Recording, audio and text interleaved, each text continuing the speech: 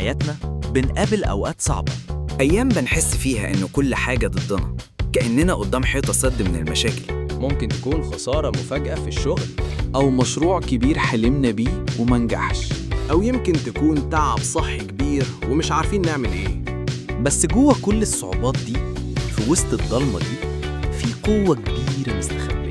القوة دي هي المرونة. المرونة مش معناها إنك مش هتقع خالص أو إن المشاكل مش هتأثر فيك. لا، كلنا بشر وكلنا بنقع وبنغلط وبنتوجع.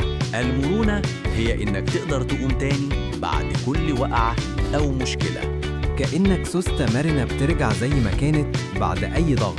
هي إنك تتعلم من اللي فات وتفهم أخطائك وتكمل طريقك وإنت أقوى من الأول بكتير. تخيل إنك شجرة قوية وقديمة واقفة في نص عاصفة جامدة. الهوا ممكن يهزك جامد ويكسر فروع ضعيفة، بس مش هيقدر يقلعك من جذورك ولا يكسر جذعك الأساسي، لأنك بتميل مع الهوا بمرونة. ولما العاصفة بتهدى بترجع تاني ثابتة وواقفة. وممكن فروعك اللي اتكسرت تخلي فروع جديدة أقوى تطلع مكانها. دي بالظبط هي روح المرونة. في عالم بيتغير بسرعة ومفيش فيه أمان ثابت، المرونة هي أهم وأغلى حاجة ممكن تكون عندك. هي مش مجرد صفة، دي درع بيحميك. بتخليك تتأقلم بسرعة مع أي ظروف صعبة وتحولها من مشكلة كبيرة لفرصة حلوة عشان تكبر وتتطور.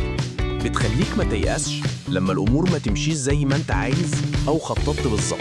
بتديك الشجاعة والقوة اللي جواك عشان تواجه خوفك وتطلع بره منطقة راحتك اللي متعود عليها وتجرب حاجات جديدة حتى لو النتيجة مش مضمونة. المرونة هي اللي بتفرق بوضوح بين اللي بيستسلموا من أول مشكلة وبين اللي بيكملوا طريقهم بصبر وإصرار لحد ما يوصلوا للي بيحلموا بيه. المرونة مش صفة بتتولد بيها هدية، لا خالص. المرونة دي عادة قوية بتبنيها حتة حتة مع الوقت والممارسة المستمرة، زي العضلة كل ما تمرنها أكتر بتقوى.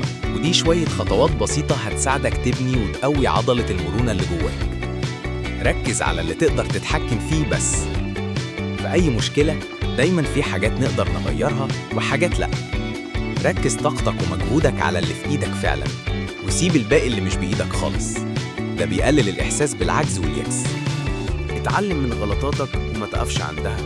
الفشل مش النهاية، هو بس بيقولك في طريقة أحسن. كل غلطة هي درس مهم ومجاني.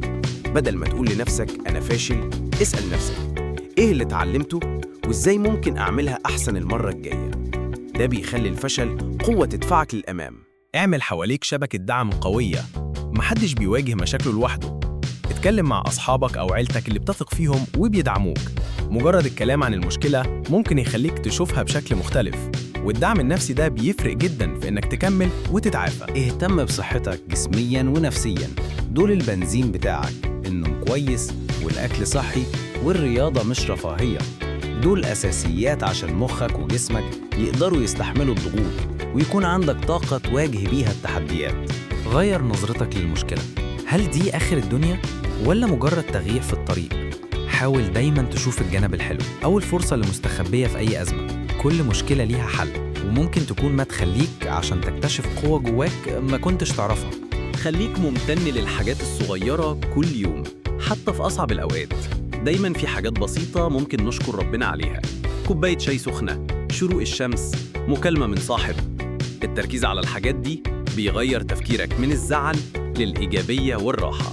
افتكر دايماً الحياة مليانة طلوع ونزول وعواصف ممكن تهزنا، بس قدرتك على المواجهة بشجاعة وإنك تتأقلم وتقوم تاني بعد كل وقعة هي اللي هتحدد طريق حياتك. خلي عندك المرونة وابتدي ابني العادة القوية دي، وهتكتشف إن جواك قوة جبارة أكبر بكتير مما كنت تتخيل. خلي عندك المرونة وابتدي ابني العادة القوية دي، وهتكتشف إن جواك قوة جبارة أكبر بكتير مما كنت تتخيل.